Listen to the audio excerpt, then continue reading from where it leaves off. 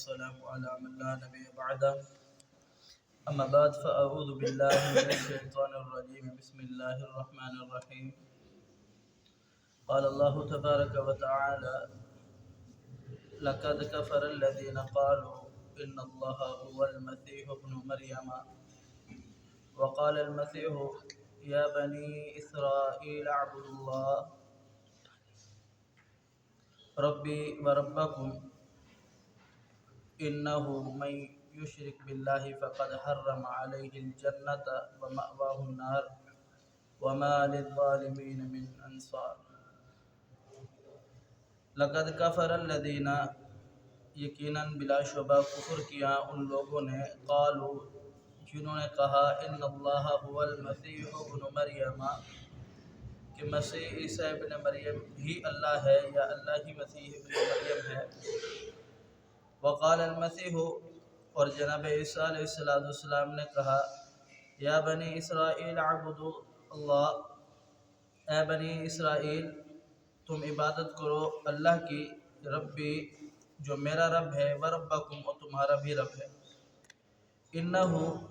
من یشرک باللہ فقد حرم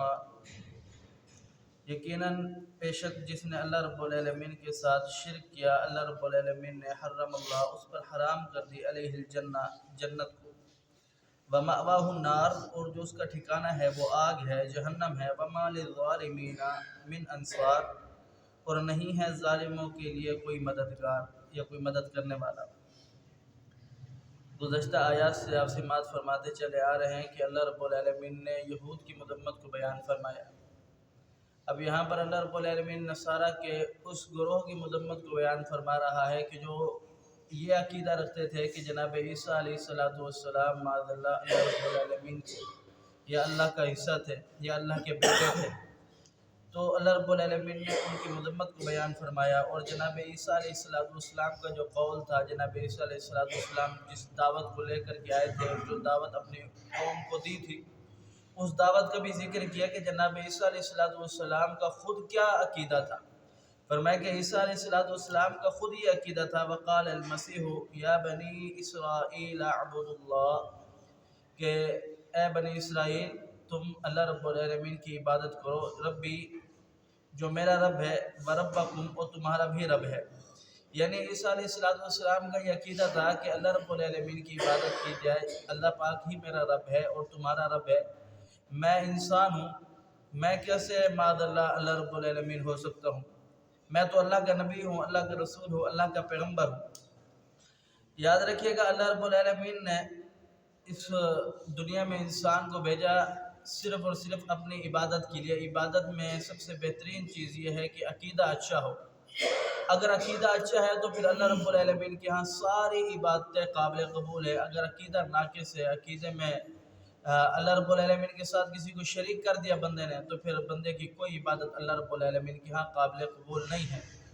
اب اللہ رب العالمین نے انسان کو اس لیے پیدا کیا کہ عبادت کرے عبادت میں اللہ رب العالمین کا عقیدہ آتا ہے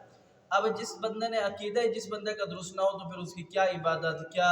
اس بندے کی نیکیاں کیا قبول ہوگی اللہ رب العالمین کے حضور تو اللہ رب العالمین نے یہاں یہ بیان فرمایا کہ پیغمبر عیسیٰ علیہ السلام میرے بندے ہیں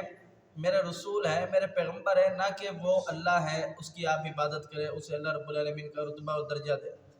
رسول اکرم صلی اللہ علیہ وسلم نے بیان فرمایا کہ اے میرے صحابہ جناب عائشہ بیان فرماتی ہے کہ میری قبر کو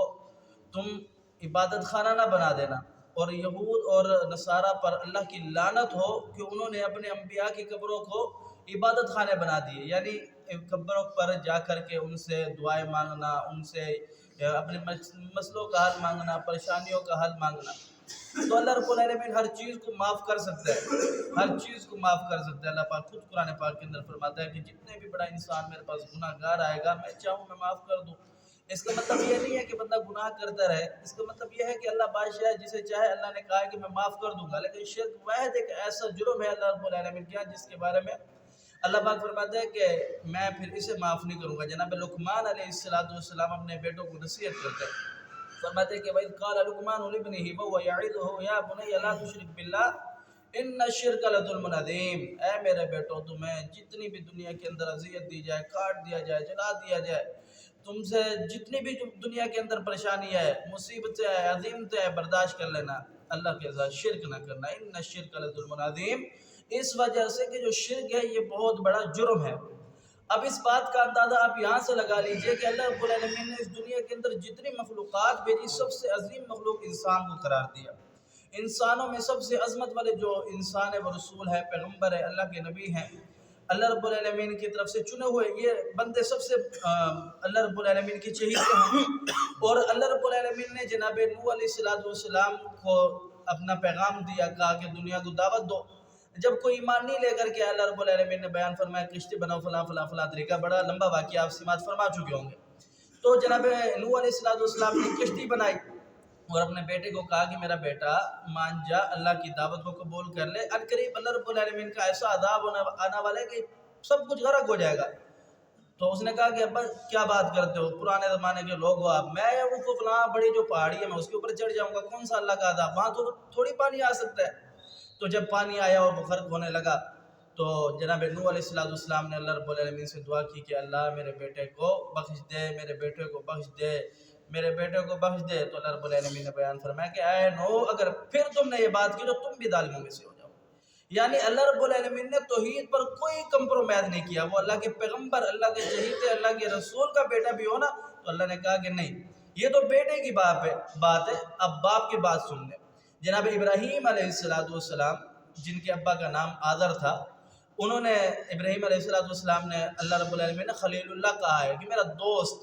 جناب ابراہیم علیہ السلام نے دعوت دی کہ اے ابا جان ایمان لائے، اے میری قوم اللہ پر ایمان لائے، تو نہیں لائے۔ سکے باپ نے گھر سے نکال دیا، جب گھر سے نکالا تو کہتا کہ میں اپنے رب سے دعا کروں گا اللہ تجھے ہدایت دے، ابا کو بول رہے۔ تو پھر اللہ سے دعا کرنے لگے کہ اے اللہ میرے باپ کو ہدایت دے دے، راہ راست پر آ جائے، اسے آخرت کے عذاب سے بچا لے۔